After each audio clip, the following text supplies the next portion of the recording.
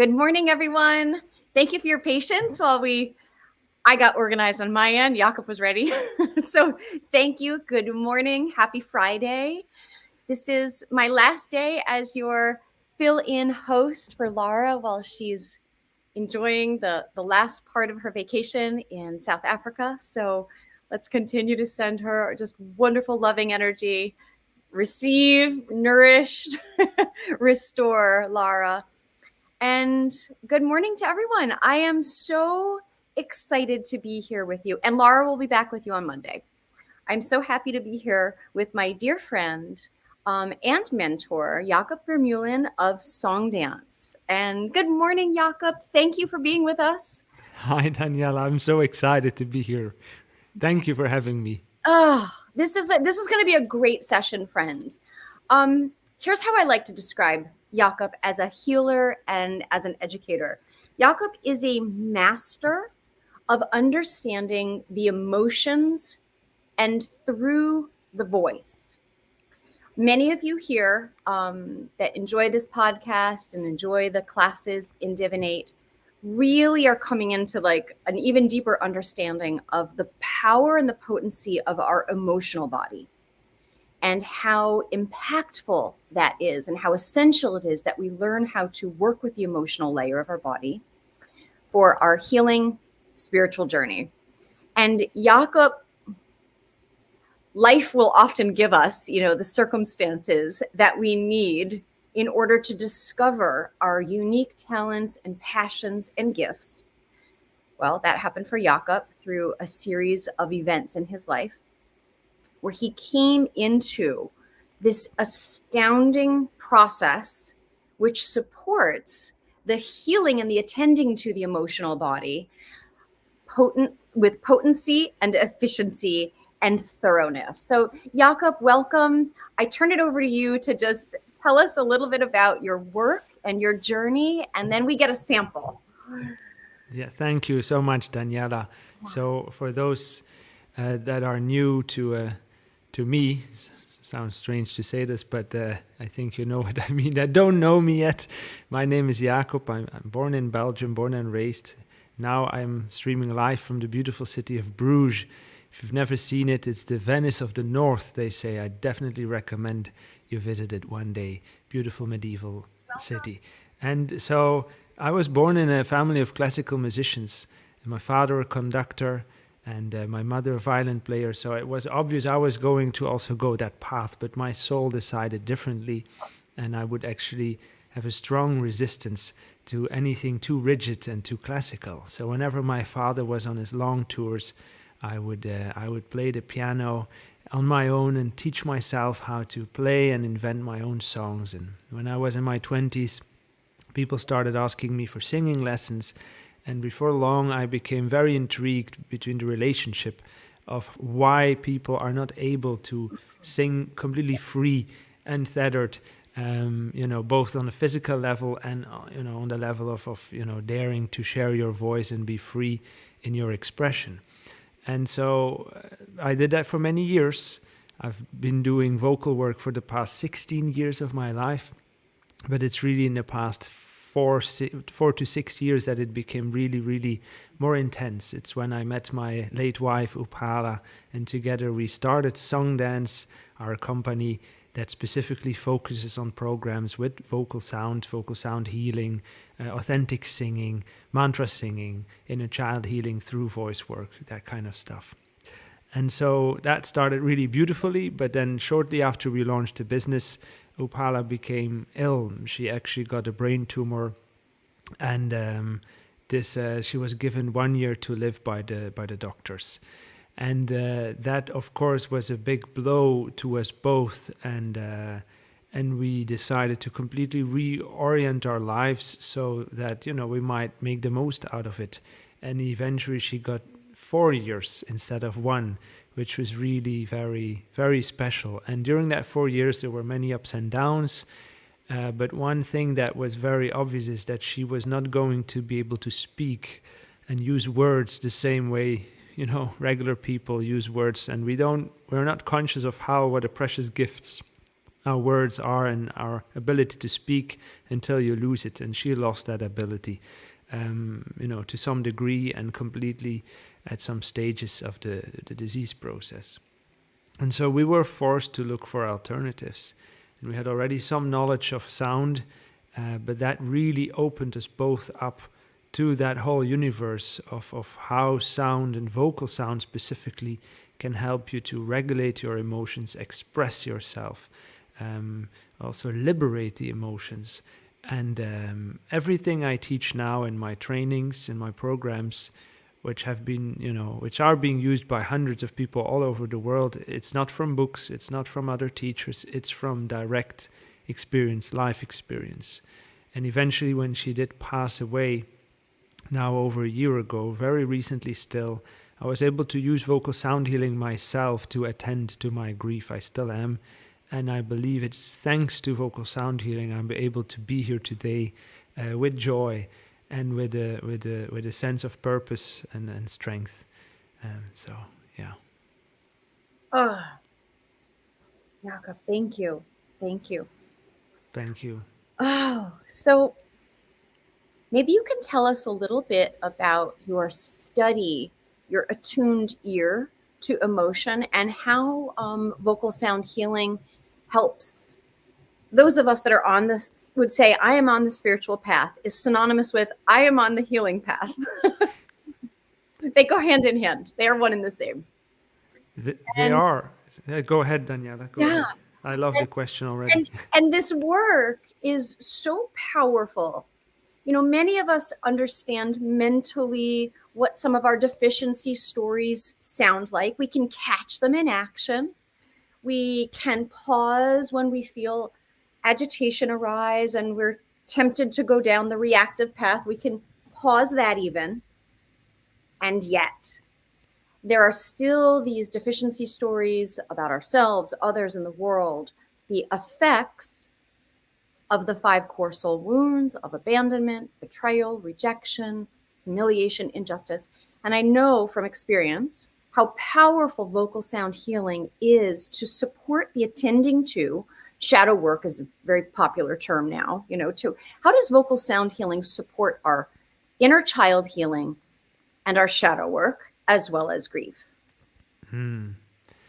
Very great question and a deep question, which could lead to Run with it.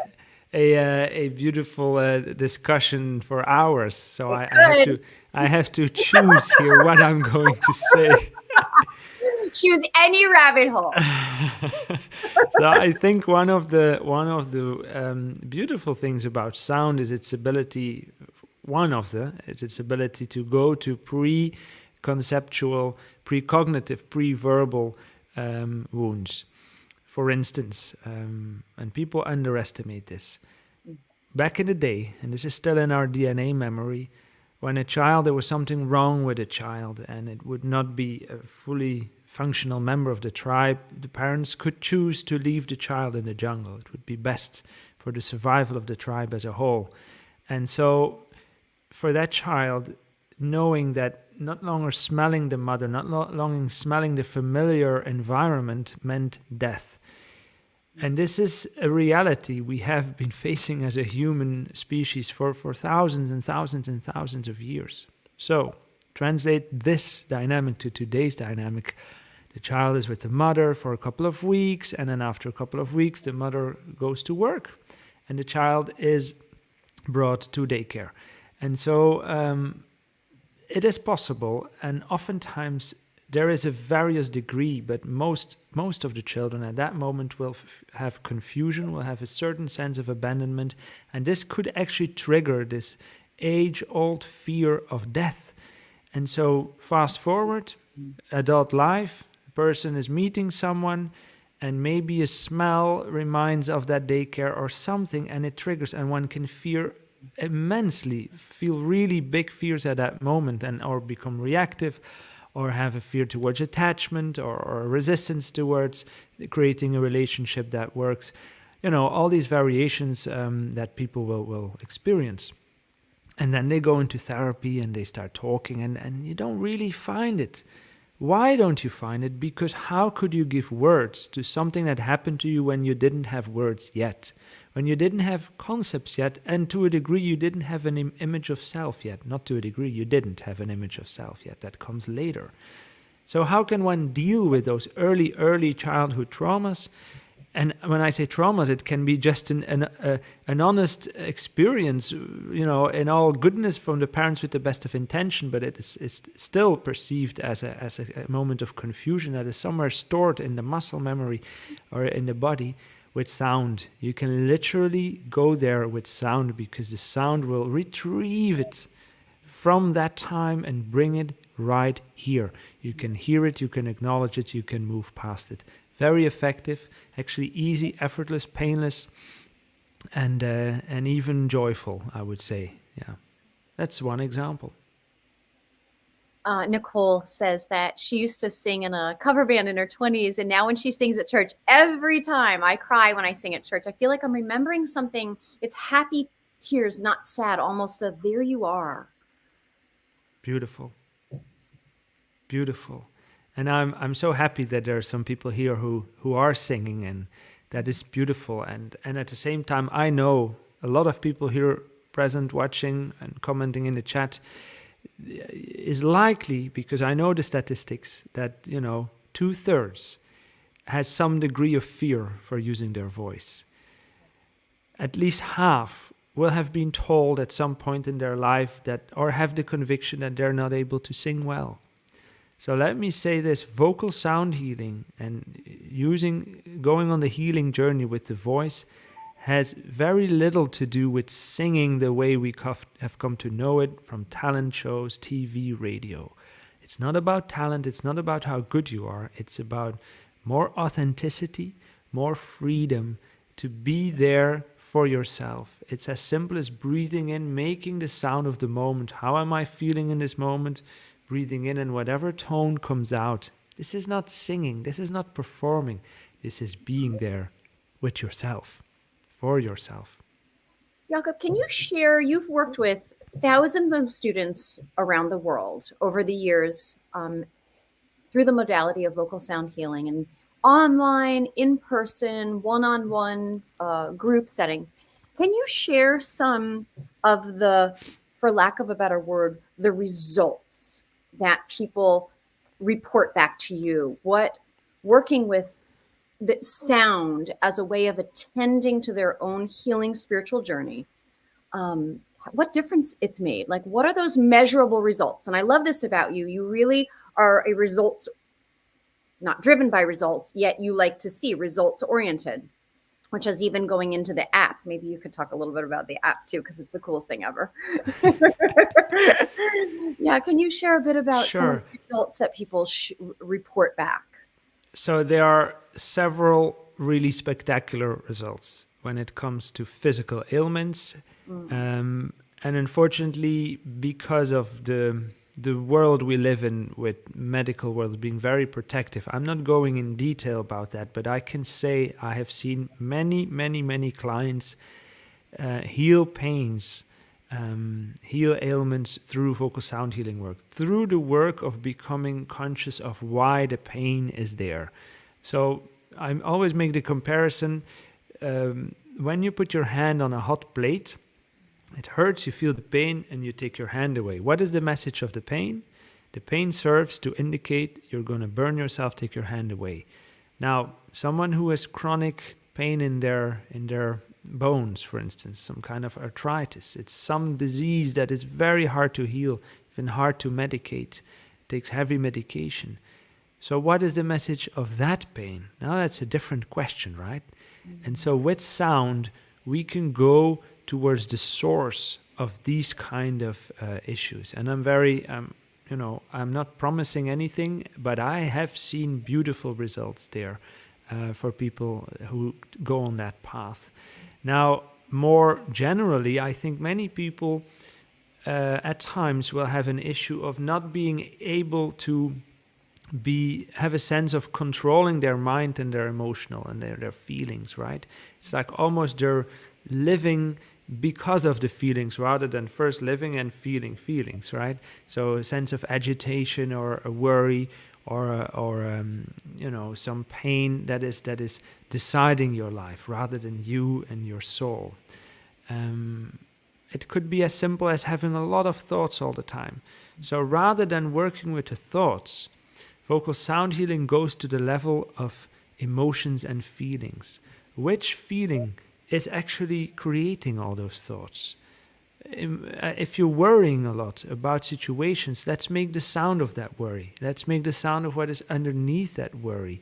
Let's go to the core of all those thoughts and come to an essence. And there's always some kind of pain below that, or some kind of purpose. This is really beautiful. Either you land at a pain or you land at a purpose. And then at least, if you land at the pain, you can be with it, you can attend it, and you can let it go. And then you can come to that purpose automatically. That's And this, one, yeah, that's this one of happened a the lot. golds. That's one of the golds of this practice, because we can fall so innocently into the path of, and again, I mean innocently, of bypassing. And this practice brings you into the authentic of, which door do you need to go through first? Right. And if there is something else to attend to or heal, or maybe there is a process afterwards, maybe there is some inquiry, but it brings you to your truthfulness.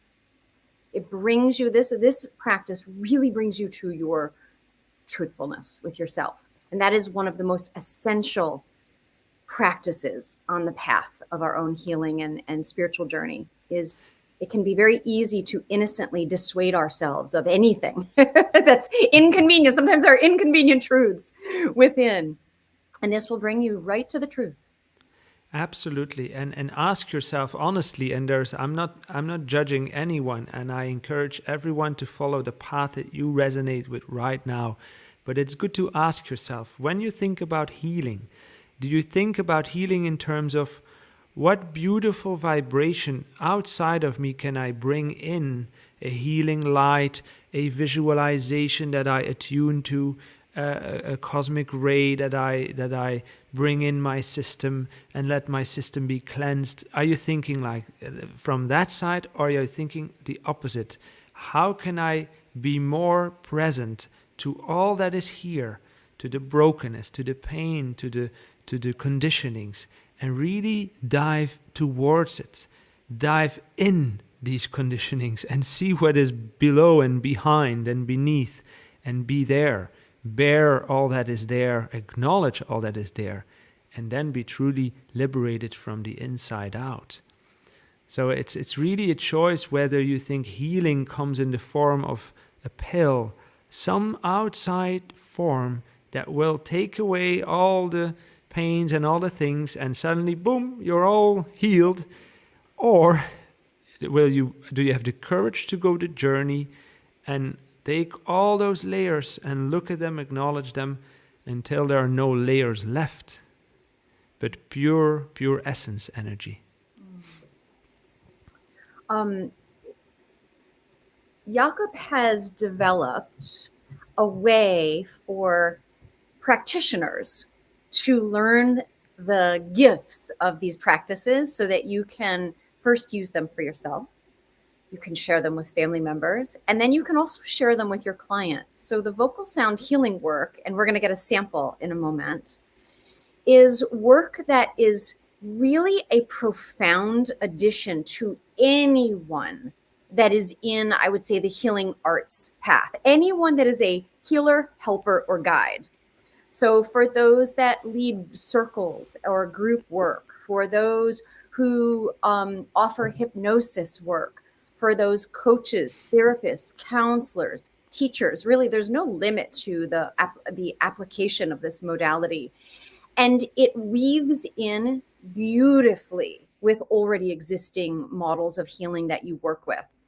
It's also astoundingly efficient for parents with children. Because oftentimes, if we say things like, well, what do you feel? Or what are you thinking? What are you feeling? Or what happened? They might say, A, I don't know. Or they don't have the words, or they're hoping to give words that have the question stop. So when we ask our children, if the feeling, if the feeling right now had a sound, what would the sound? What is the sound of the moment right now? And it really allows your children, to stay very attuned and connected to the ability to process emotion, the vibration of their emotions in real time, because they don't have the words, but they do know the sound. Children are always making sound effects, right? Like, so this is such a natural practice for them. Also, Jakob, I wondered if you could speak to a little bit of the difference between vocal sound healing and the modality of primal screaming, right? There is some work that focuses on screaming and yelling. How is this different? For me, when it's about screaming and yelling, very often people are still coming from a story. Say there is a deep feeling of powerlessness. On top of that feeling could be anger. And then when going into screaming, you are working on the layer of anger and passing by the real root of that anger, which is powerlessness. And that powerlessness will not need a scream. It will require a different sound, which is much more vulnerable to make, much more intimate with yourself in an emotional way. So I've always noticed that people who go in screaming, it always results in just one layer being addressed. And it's good, at least that layer is addressed, but there's always layers underneath that screaming. Screaming is never at the core, never ever. So yes, it's great, but then you need to continue and ask what is below the scream and what is below that and below that, until you arrive at a level where you feel, okay, now I've arrived at the core, and then a memory can come back, or an inner child healing can occur. And how is this modality in particular of useful value for those who have unprocessed or unattended grief and sorrow? Is it as simple as the sound of the moment, just repeatedly, or is there a deeper process? There is a bit of a deeper process, because one of the reasons people have unattended sorrow or emotions that have been stuck for many years, and there's a lot of students, even old people that come to me who have lost someone 40 years ago, and they say that grief has been with me. I can feel it in my body, but I can't release it. I haven't been able to. I've done talking to therapists. I've done many things. Yoga doesn't come out. So one of the things that they need to feel is safety. First of all, a profound safety and a little shift in the brainwave. And there is the power of music. So when I speak about healing and I say, it's about doing the work going within, yes, but you also need outside container. You need a space holding, whether you are able to do that for yourself or someone. And that's where the music can come in. And I can change my voice and speak a little bit differently. And then immediately you will feel, when I continue this a little bit, you will feel a different bodily response. Your nervous system will relax. The brain waves will slowly shift from beta to alpha. And then if I invite you to make sound for that grief, it will come together with the tears. And then oftentimes, whenever it comes, there is a tendency to hold it in again. Oh! And then someone needs to be there to say, yes, breathe in and let it out. Keep going, yes. And people are often surprised in retreats, because I can be quite assertive at times when there's a lot of, say, very sensitive things happening, very emotional things. But it's never inappropriate for the person actually in the grief. Sometimes outside people might frown and say, wow, he's very assertive. I say, yeah, come on, now you need to breathe in and continue making sound.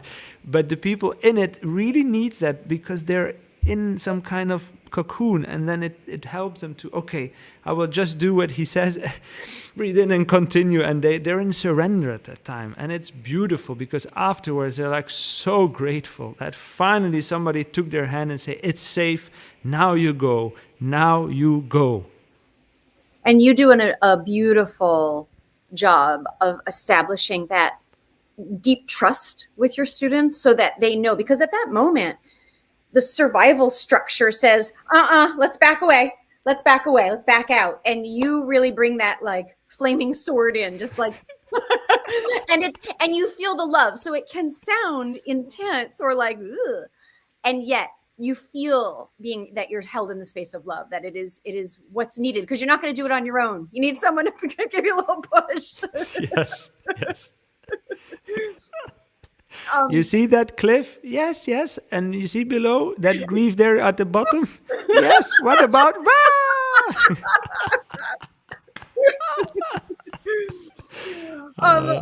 Okay, Jakob, why don't you take us on a little journey, and then we'll come back and talk about the training program that's self-paced and incredible, and the event that's happening live today, a free masterclass with Jakob. So we'll talk about that after a journey with Jakob. Very cool. Okay.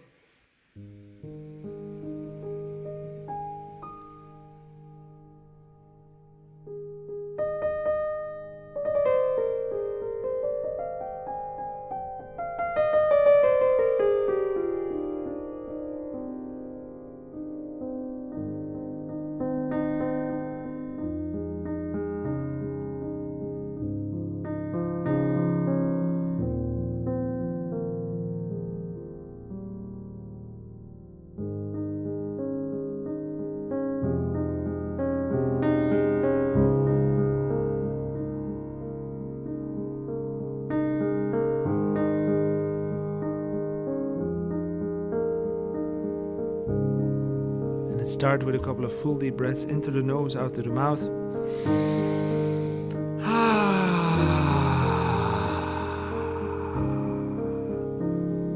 And again, and let your breath be a loud sigh.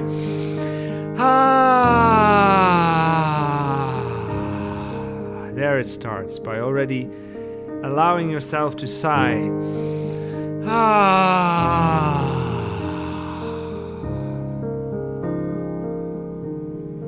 Then I'm gonna make some sound on this piano, and you can just feel free to start humming or sounding or singing along whenever you feel comfortable. And if you don't feel comfortable, you can just listen and enjoy, and maybe just imagine yourself singing along, and maybe before you know it, you will be.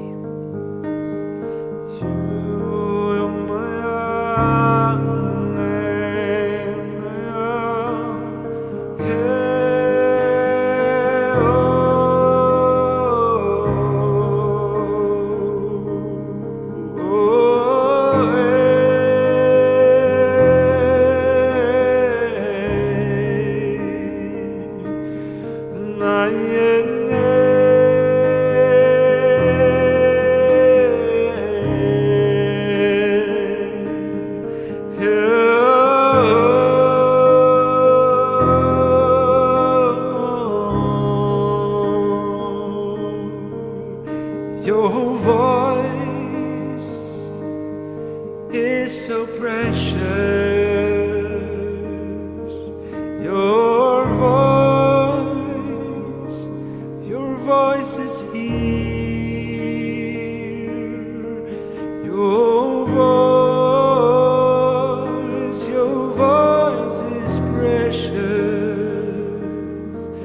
Your voice always so near.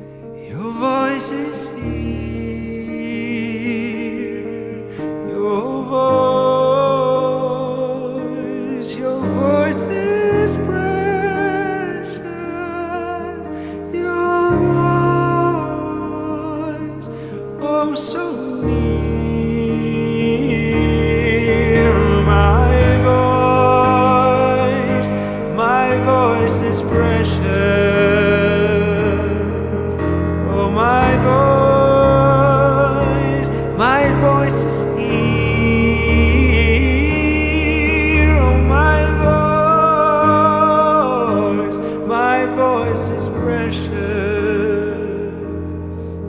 Oh, always so near. Hiya maye, hiya maye, hiya maye, hiya maye, hiya maye, hiya maye.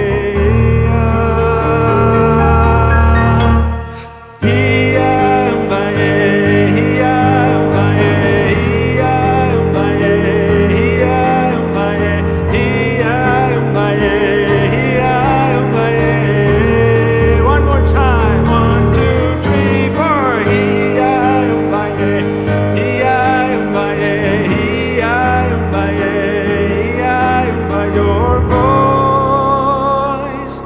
Your voice is here. Your voice is here.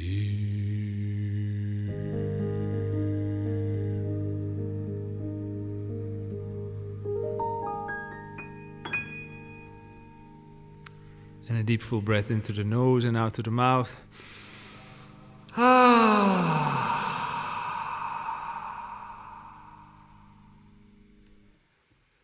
So, How do you feel, friends? Share in the comments. Brooke says, tears are flowing, goosebumps, the entire song. Thank you so much. thank you, Brooke. Oh, beautiful. Angeline says beautiful. Oh, friends, this is, it's like just the beginning. There is a modality of healing that's available for you that is as powerful. I mean, it really, Jakob, could you speak to the ancestral connection? There's a really, how does this facilitate really healing that the whole ancestral lineage, as well as supporting the strength of our auric field, either direction? I love the question. There is a lot in my vocal sound healing complete training about the ancestors, because I believe that many of our loved ones, whether dead or alive, that have come before us, sometimes they have intentions which are founded not in purpose but in pain, right?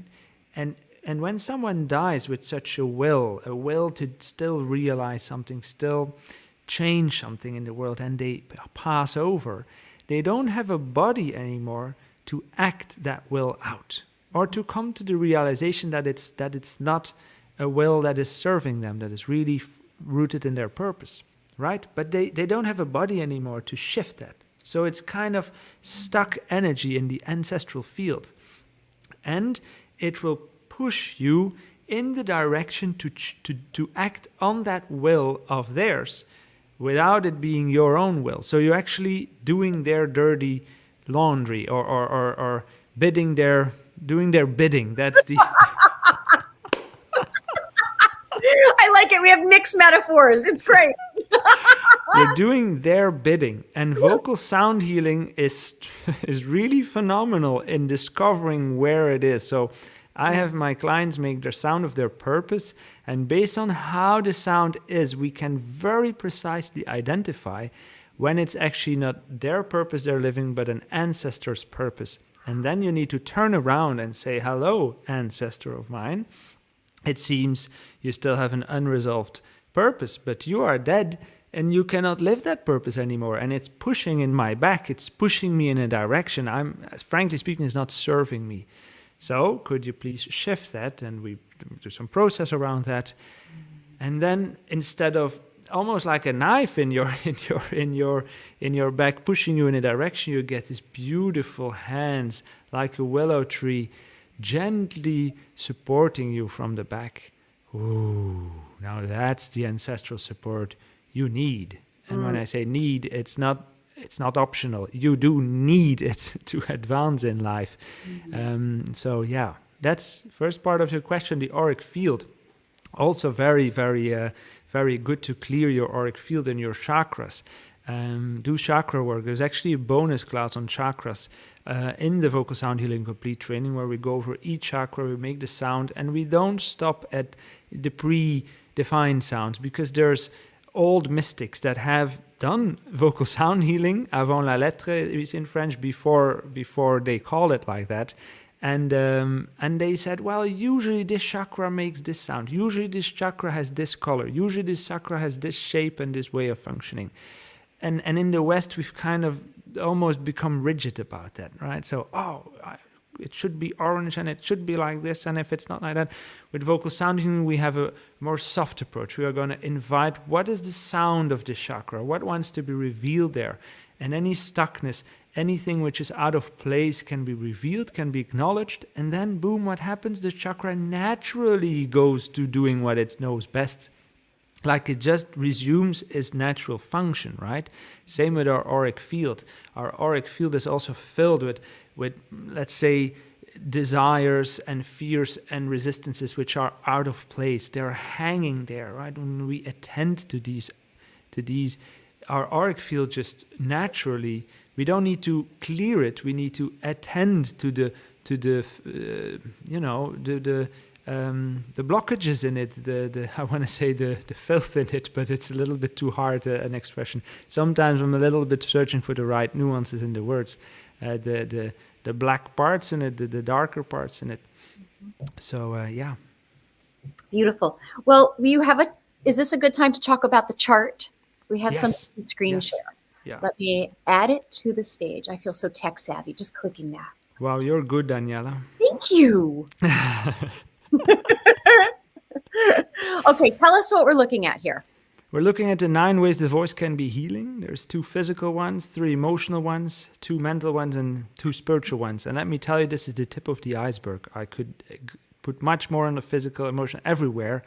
But these are the 9 prominent ones that are covered in my complete training extensively, but also covered entirely, but more superficially, during my free class, which I offer today and tomorrow as well, and Wednesday and Thursday and other dates as well coming up. So there's opportunities to learn about these specific items and experience some of them in my free class. Yeah. Okay, let me share the link wait, hang on a second, rewinding here. Okay, one moment. Doing savvy tech things. I need some music, Jakob, while I'm doing.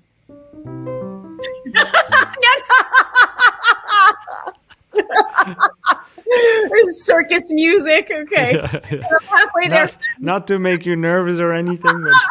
Okay, I just got to get the paste button. There we go. So close. Hang on. I think I did it. There you go, friends. That's the one. There's the link for Jakob's free masterclass. It's live taught. It's not a replay. He's like really there, really interacting with you, and will guide you through some of the processes so that you can feel into, is the next step for you to participate in his training. It's an incredible life-changing training. And then you can even opt while you participate in the training to certify in it if you'd like to share it with clients or weave it into your already existing healing profession. You have students that have made a whole career out of sharing vocal sound healing with others. And yeah. Believe it or not, most people that take my training do not have an intention at all to do anything with it professionally. They're doing it for themselves, for their own healing. The complete vocal sound healing training is not for professionals, it's for everyone, including professionals. And the extended version, which is for people that want to go even deeper, certification opportunity, live sessions with me, and the use of the special training app, which we can talk about later. Yes. That's the extended version. But many people who start with this eventually end up doing something with it anyway. And that can range from just with their own children or family members and friends to really, before they know it, on a Sunday afternoon in their house, hold a space for people and hold circles. Because it's that powerful, the voice. Once you taste it, you don't let it go anymore for the rest of your life. And you feel like you have been given through this work. My theory is the reason so many people participate in this work just for themselves, for their healing work, and then they go on to share it, is because you literally feel like you've been given the keys to the kingdom and you have to share it with others. It almost feels like, oh my gosh, I can experience these kinds of results in my healing work, because so many of us try to do the healing work by thinking, by really well intended, trying to let it go, trying to think our way to freedom. And the mental body is not where healing happens. It doesn't happen on the mental body, and it's an overworked layer of our system as it is. So people share this training and they're shocked because you feel like, I have a secret that I can't keep to myself. Okay, please tell us a little bit about this app that is being developed, and like the evolution of where this is going, because it's so mind-blowing. It really is, Daniela, and we're still at early stages, but the basic premises of the app is that people make sound for their feelings and emotions, and they tag their own sounds as a logging practice, as a journaling practice. Really good to do that, because it makes your journaling, multisensorial. You hear your journaling also and not just write about it. So it's really beautiful to do that. But then what we do is we pair these sounds to other users anonymously. So you don't know what you hear. You just hear a sound. You don't know the story about it. You don't know who it is, whose emotion. It's just, as I say, nowhere. It's just a sound. And then you have to use your human skill. This is what humans are actually born to do, is to recognize emotions in sound. We're very good at it. And we can then tag what we hear. And either, the system will say, yes, this is correct, this was the sound, or no, it's actually this sound. And we are developing an algorithm to find these patterns so that later on we can actually, people who are journaling, and they make the sound of the moment, we can say, well, we detect some anger in your voice. Does that resonate with you? And then you could say, yeah, it's actually true. I do feel a little bit angry. Would you like to make the sound of that anger? Okay, let's make the sound. And so the system would help you, go towards the core. And at some stage it could say then, like, okay, now that you landed here, could I play some music for you to create, it could give the right journey to you at the right moment based on your sound of the moment. It's brilliant. This is really exciting work. Thank you. Yes, I love it. And what's your vision? What is your vision for humanity, Jakob? What is here we are as powerful creators. I see one leader with a little mustache who is in control of everyone. No, I'm sorry. That's my bad humor. No, seriously. I hope you can appreciate this kind of humor, but some people don't see that coming. Anyway, what I do see and what I feel is that more and more children, I see it with young people, young children, they're so much more conscious than I was at their age, So I really believe something's going on here. I believe every child being born is somewhat more conscious than the generation before. And so that is just spirit working. That is, in a way, the universe working its magic to help us, arise out of this very unconscious era we're in right now towards a much more conscious era. And so all the problems that we see right now will not be solved on the mental level, will not be solved on the level they are occurring right now. They will be solved by a new paradigm, by new inspirations. And suddenly we'd see, whoa, this is the whole issue, but we could just do this, bing, and the whole thing just falls, the whole problem, and we've been working at it, and then there's one kid that says, and if we do this, boom, and the whole thing changes. So that's a paradigm shift. I believe it will happen on the energy level. I mean, like electricity, free energy, I think has been there with Nikola Tesla already 100 years ago. It's also a matter of the things that are possible, that they're able to make their way to the light and not being controlled or put in the shadows by certain individuals who don't want to give away their power. So after a while, they won't be able to hold that power anymore because of so much light and so much consciousness bubbling from down to up, bottom up. So this is freedom of the highest order. Yes. And Yes. with ripples out in all timelines. Is that, I mean, sound moves in that way. Absolutely. Sound is the closest manifested form to energy. It's closest to energy in manifested form. So when you look at your own body, it's dense. The couch, the carpet, it's dense. But sound is not really dense. But it's still tangible. It's still audible with the ears. You can actually feel it. If you sing on your own skin, you feel it, so it's tangible, but it's so close to energy. And when combined with an intention from a human, boy, can it be very powerful. It can travel through walls, over great distances, and perform, quite frankly speaking, sometimes even miracles. And Jakob, is it in the vocal sound healing complete training, the section that I love this and I bring it up all the time.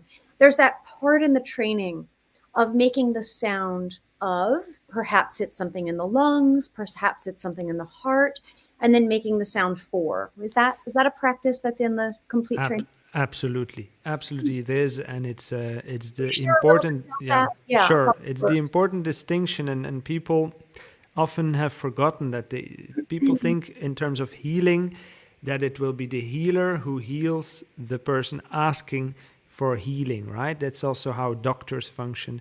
And so, I go for sound healing. What we usually think is you go lay somewhere and someone plays bowls and tuning forks and you are being healed.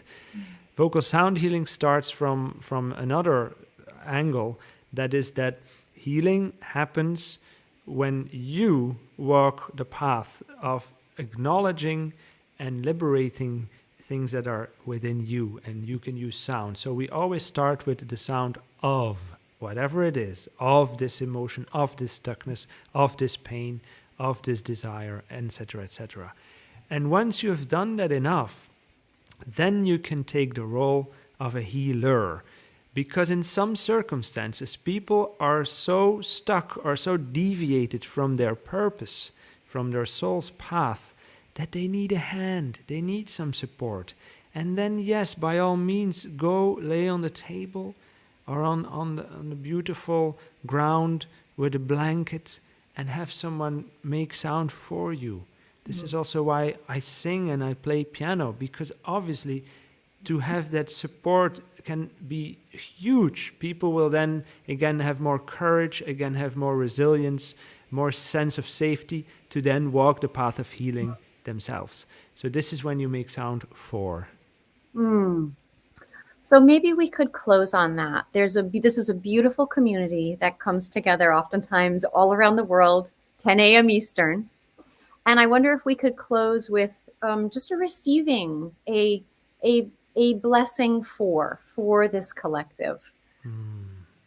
Yes, that's beautiful, Daniela. So what I teach my students, which I will do now, if you make the sound for, I put my hands like this because I don't know that sound yet. Mm-hmm. Something knows. Spirit, whatever you want to call it, the universe, God. So I'm humble and I clear myself. I empty myself.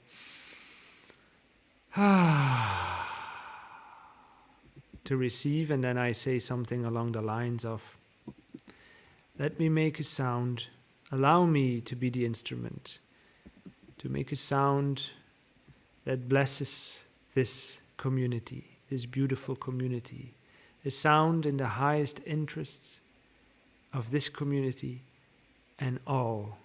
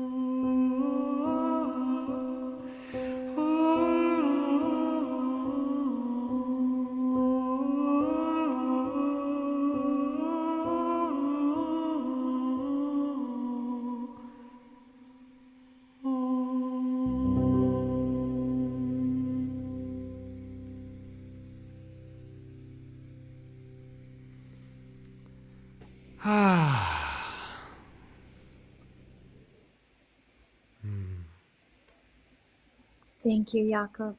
Thank you, Daniela, for having me, and thank you, everyone, for joining and for taking the time to be here together. I appreciate you. I appreciate you. And friends, the link is in the comments. You can sign up to join Jakob's free class, free master class. There'll be lots of music. And there are a few times they're live taught. Go enjoy, gift yourself. So there's the link. Enjoy, friends. And I love you. I love you, Jakob. I wish everybody a beautiful day. And we'll gather together here again on Monday at 10 a.m. when Laura returns. Mwah. Bye, everyone. Bye, everyone.